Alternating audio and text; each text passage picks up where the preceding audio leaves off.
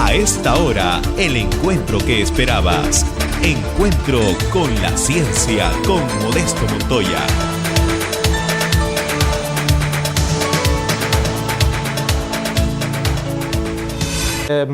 Nous donne un reflet de la structure des entiers, et, par exemple leur décomposition en nombres premiers. Quelque chose qui vraiment montre une partie de l'anatomie des entiers, des nombres entiers. Ces fonctions-là sont un objet d'étude central en théorie des nombres, et souvent si on arrive à comprendre une d'entre elles d'une certaine façon, on arrive à comprendre les autres. Et ce cas-là n'est pas une exception. Je vais parler d'un algorithme pour calculer des sommes de la fonction de Möbius, mais la même idée est utilisable pour les autres fonctions. Je dois parler aussi de qu'est-ce que ça veut dire un algorithme élémentaire. Élémentaire dans les maths, ça veut dire généralement quelque chose qui ne fait pas une utilisation trop lourde de l'analyse, surtout de l'analyse complexe. Et nous verrons pourquoi cela est relevant ici. Non, quelque chose peut être élémentaire et assez compliqué, mais quand même, il est mieux de pas compliquer trop les choses, parce que, oui, en partie pour des soucis d'élégance, mais aussi parce que ça ralentit les algorithmes et les rend moins flexibles. Donc, alors, définissons la fonction de Möbius. Aucune connexion avec les ruban de Möbius, sauf que c'est le même Möbius, le même monsieur du 19e. Donc, mu de n sera 1 si n est le produit d'un nombre pair des nombres premiers distants, moins 1 si c'est le produit d'un nombre impair de nombres premiers distants. Disons, mu de 3 fois 5 fois 7 est moins 1, parce que c'est le produit de 3 nombres premiers. Pendant que s'il y a un nombre premier, un facteur premier répété dans la factorisation du nombre, n, mu de n sera alors 0. De façon analogue, voilà un autre exemple d'une fonction arithmétique, lambda de n, qui est tout simplement logarithme de p quand n est la puissance d'un nombre premier p et 0 si ce n'est pas le cas. Et bien sûr, lambda de n par exemple est simplement une version renormalisée, si on veut, de la fonction caractéristique des nombres premiers. Parce que nous pourrions étudier la fonction caractéristique, c'est-à-dire la fonction f de n, qui est 1 quand n est un nombre premier et 0 quand ce n'est pas le cas. Et de cette façon-là, nous étudions les nombres premiers. Mais il y a des raisons techniques pour lesquelles lambda de n est un objet plus naturel et plus facile à travailler, même si ce n'est pas évident. Alors, voyons des sommes. Donc, la somme de la fonction caractéristique des nombres premiers serait tout simplement les nombres de nombres premiers jusqu'à n. Il est assez clair pourquoi est-ce que cela est important. Comme j'ai dit, souvent, c'est analytiquement plus simple de travailler avec lambda de n, donc on s'intéresse à la somme psi de n, de lambda de n pour tout n jusqu'à n grand. Et puis, quelque chose qui apparaît une fois et une autre fois dans la théorie des nombres, c'est la fonction de Mertens, qui est tout simplement la somme de mu de n pour 1, 2 jusqu'à grand n. Nous voudrions avoir des moyens rapides de calculer ces sommes-là. Mais pourquoi? Ce n'est pas seulement pour vanter que nous sommes des bons programmeurs. Il y a aussi des raisons mathématiques. C'est-à-dire, alors, il y a des conjectures qui ont voulu tester de façon expérimentale. Il y a même des conjectures qui on sait deviennent fausses éventuellement pour des essais énormes, plus qu'astronomiques. Mais dans la pratique, dans les grandes pratiques, elles paraissent être toujours vraies. Mais on voudrait savoir jusqu'à où on peut pousser cela. Par exemple, il y a eu une vieille conjecture de Mertens lui-même, fin du 19e, qui disait que m de n, la somme de la fonction de Möbius, n terme, est toujours plus petite que racine carrée de n. On a des raisons théoriques qui montrent que cela ne peut pas être toujours le cas, mais il est clair que cela est le cas pour tout n jusqu'à 10 à la puissance 26, je crois, le record. Nous voudrions savoir, est-ce que c'est vrai jusqu'à 10, disons, à la puissance 30, 40, etc. Dans ces cas-là, ce serait quelque chose qui est, même si c'est pas vrai, c'est vrai dans les rangs pratiques. Mais pour moi, c'est quelque chose de plus important, et là, ce qui suit. Alors, dans la théorie des nombres, nous avons des estimations asymptotiques pour PDN, MDN, etc. C'est-à-dire, nous avons des formules qui nous donnent, dans la limite, quand n va à l'infini, quelle est la grandeur approchée des MDN ou des psi-dn. Par exemple, on sait que le nombre des nombres premiers jusqu'à grand n est à peu près n divisé par le logarithme de n. Mais il y a un terme d'erreur. Et bien que le terme d'erreur dans ce type d'estimation, les termes d'erreur devraient être petits, parce que si l'hypothèse de Riemann est vraie, ils sont tout à fait très petites. Nous avons des estimations moins fortes qui sont assez bonnes dans la limite quand n va à l'infini, mais qui, dans un rang pratique, ne sont pas vraiment satisfaisantes. Donc, dans les travaux, si on veut vraiment prouver des énoncés pour tous les nombres entiers, ce qu'on doit faire est complémenter des formules asymptotiques avec des calculs pour petit n, simplement parce que nos formules asymptotiques deviennent fortes seulement pour n rang.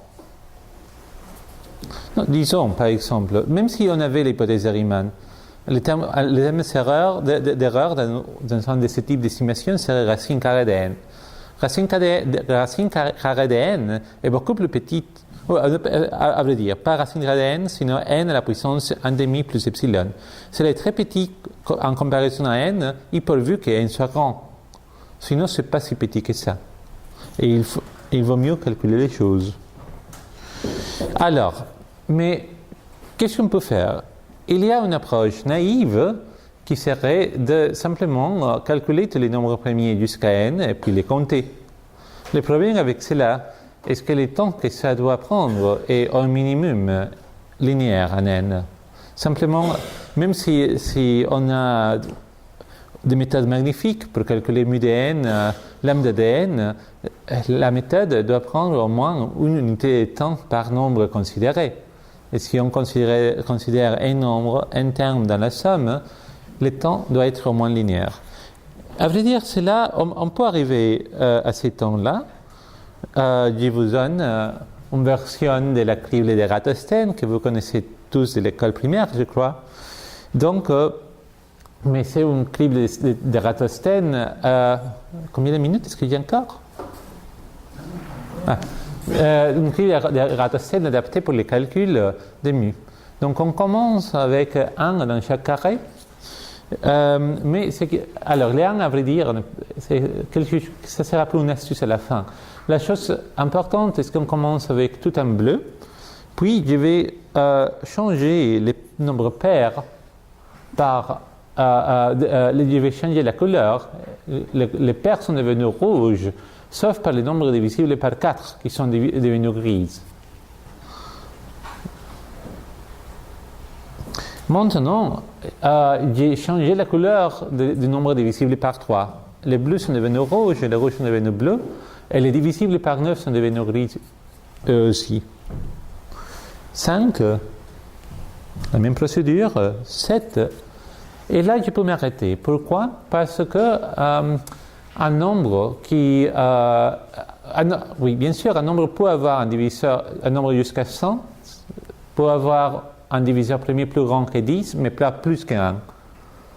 Et je sais si c'est le cas parce que ce que j'ai fait avec mes nombres, il y avait des 1 partout, puis j'ai multiplié les pairs par 2, les divisibles par 3 par 3, et alors ce qu'on a dans tous les nombres qui ne sont pas gris, et les nombres sont mêmes. Donc on a 1, 2, 3, 5, 6, 7, 10. Oui. C'est la machine pour... oui, ça c'est pour arroser les chatons, non? En tout cas. Oui, donc je n'ai pas un chat, mais j'ai quand même un diagramme. Donc ici, on a 11. Ici, on n'a pas 11, on a 1. Donc il y a un facteur premier qui manque. Et à cause de cela, nous devrions changer ces carrés rouges. Il sera plutôt un carré bleu. La même chose ici, c'est 13, ça deviendra bleu. Par contre, on a 14 qui est la vérité, parce que c'est le 14e carré, et donc ce carré qui est bleu restera bleu, etc. C'est un carré qui dit 42 est tout à fait le carré numéro 42, donc il restera tout à fait rouge, pendant que 41 et 43, parce qu'on n'a pas la vérité dedans, eux, ils vont devenir bleus. Donc, voilà. Voilà notre petite crible d'Ératosthène, qui était... on a fait un peu de hacking pour qu'elle calcule mieux en place de trouver des nombres premiers, mais on peut faire quelque chose comme ça pour presque toute fonction arithmétique. Donc il est tout à fait possible d'utiliser le fait qu'on doit calculer mu ou des nombres premiers dans beaucoup de cas pour avoir un algorithme assez efficace. Par contre, bien que ça soit très bien, le temps est bien sûr à peu près linéaire. On ne peut pas faire mieux. Si on calcule vraiment mu de n pour tout n jusqu'à grand n. Mais je dirais que ce type d'approche est plutôt naïve, dans le sens que il est... Alors, ça paraît évident, mais c'est à vrai dire naïf de penser que pour calculer la somme de mu de n pour tout n jusqu'à grand n avec exactitude, il faut absolument calculer mu de n pour tout n jusqu'à grand n. Ça paraît évident, mais c'est naïf. Il y a de meilleures façons. Donc, il y a deux familles de méthodes. Il y a les méthodes combinatoires. Meissel était un astronome. C'est curieux. Pourquoi est-ce qu'un astronome calcule des nombres premiers? Moi, je ne le sais pas. Sauf que à l'époque, les astronomes étaient ceux qui faisaient les calculs les plus grands, même de nos jours. Ils aiment les grands calculs parce qu'ils sont pas la même raison. Ils ont besoin des grands calculs. Et ils ont des grands ordinateurs de nos jours. Et à l'époque, au 19e, ils avaient des grandes équipes de gens qui calculaient à la main. Donc, quelqu'un qui fait beaucoup de calculs termine par s'intéresser aux algorithmes, à l'efficacité des calculs. Et Meissel a donné un algorithme pour calculer les nombres premiers jusqu'à n de façon plus rapide. Ce n'était pas un algorithme, exactement un algorithme dans le sens moderne, parce que c'était quelque chose pour des êtres humains, pas pour des ordinateurs, et donc ce n'était pas écrit de façon complètement exacte. Mais quand même, Lehmer, dans les années 50, a montré comment on pouvait adapter l'algorithme de Meissel, presque l'algorithme de Meissel, pour l'utiliser dans des ordinateurs. Et puis, il y a eu des améliorations. Quelle est l'idée centrale là-bas? L'idée centrale est d'utiliser des identités qui viennent de la théorie des nombres pour exprimer la somme simple de longueur n, qui est une somme très longue, comme une somme double ou triple, mais plus courte. Une somme courte de sommes courtes. Et puis, il y a une idée très ancienne dans les calculs qui est de subdiviser un problème de des tâches plus petites et les faire une autre fois et voir, alors dans ces premiers cas, il doit faire cette subdivision, dans ces autres cas, et il y a quelques sous-tâches se répètent. Et une sous-tâche qui se répète ne doit pas être faite deux fois, on peut tout simplement mettre le résultat dans la mémoire, se souvenir, pas oublier qu'on a déjà fait cette tâche et puis utiliser le résultat une deuxième, une troisième, une quatrième fois.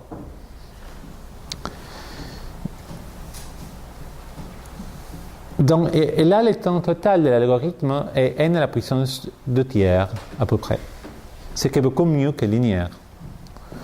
Il y a des méthodes analytiques qui sont en principe supérieures. Qu'est-ce que c'est une méthode analytique dans ces cas? C'est une méthode qui exprime la somme d'une fonction arithmétique en termes de zéros de la fonction de Riemann. Et puis, on calcule assez des zéros de la fonction de Riemann et puis on fait une troncation de la somme. Il doit avoir un terme d'erreur, mais les nombres entiers sont magnifiques. Ils sont séparés les uns des autres par au moins 1. Donc, si on a une approximation d'un nombre entier et on sait que l'erreur est plus petite que 1 sur 2, on n'a qu'à l'arrondir et on a l'entier de façon exacte. Voilà. Si je sais que le numéro de personnes de la salle est 50.2 avec une erreur de pas plus que 0.3, je sais que le numéro est 50. Il n'y a pas de demi-personnes dans la salle. Donc,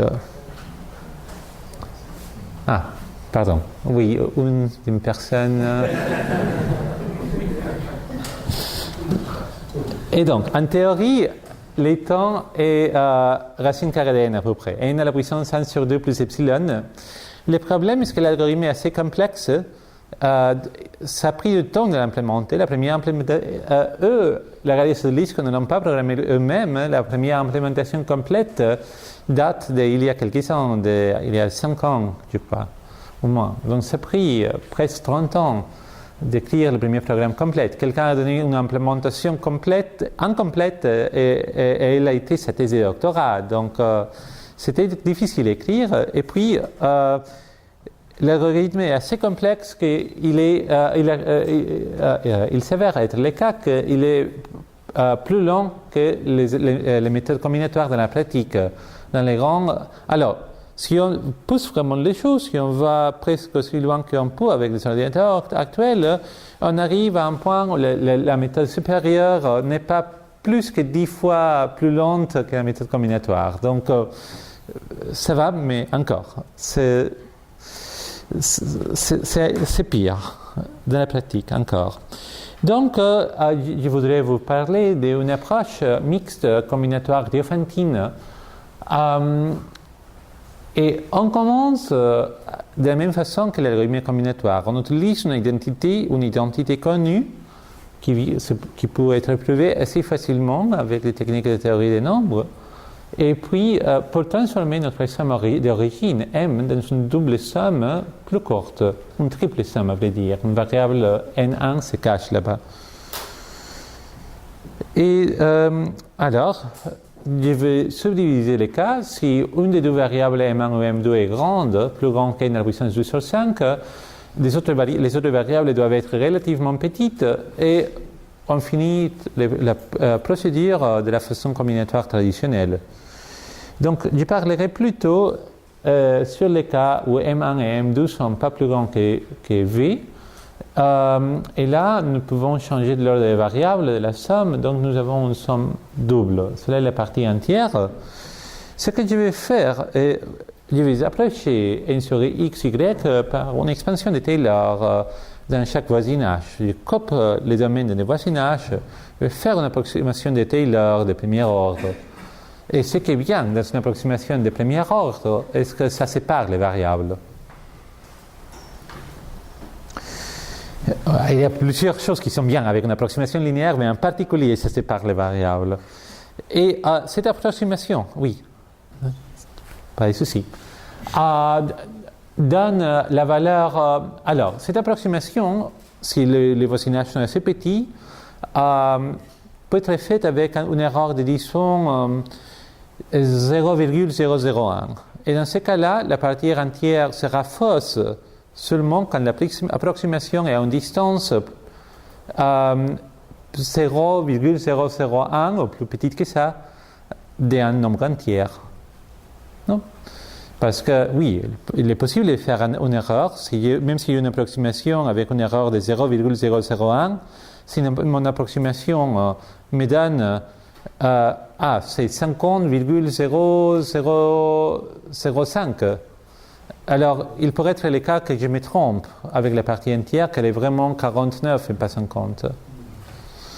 Mais la chose serait alors de localiser exactement où est le cas que l'approximation est très près d'un nombre entier et traiter ces cas-là de façon individuelle. Comment est-ce que je peux trouver ces cas-là, les cas où nous avons un soupçon?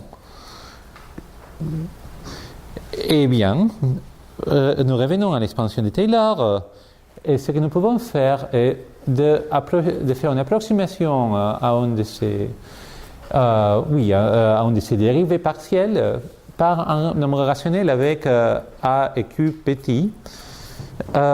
Et cela peut être fait de façon très rapide par des fractions continues. C'est un vieil algorithme, c'est connu depuis le 7e, le 17e. Et puis, en ayant une approximation rationnelle, il est possible de trouver les entières y tels que se produit y moins y0. À vrai dire, je veux x moins x0 fois a sur q soit très près de 0. Entraîneur, ça va être moins 1 sur q, 0, 1 divisé sur q. Et on peut le trouver très rapidement, simplement en faisant une inversion modulo q.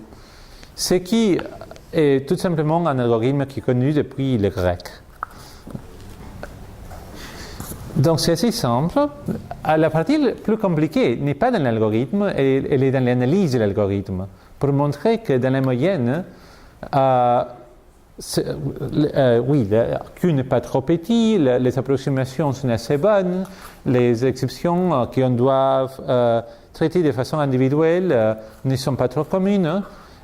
Mais cette analyse, donc il est bien de mon perspective que la partie compliquée soit l'analyse, parce que cela ne va pas ralentir les ordinateurs, cela va simplement nous donner une tâche intéressante. Mais l'analyse est à la fin très près de quelque chose qui a été fait déjà au XXe par quelqu'un qui travaillait sur les problèmes des diviseurs. Donc, le problème des diviseurs consiste à trouver les nombres entiers en dessous d'une hyperbole.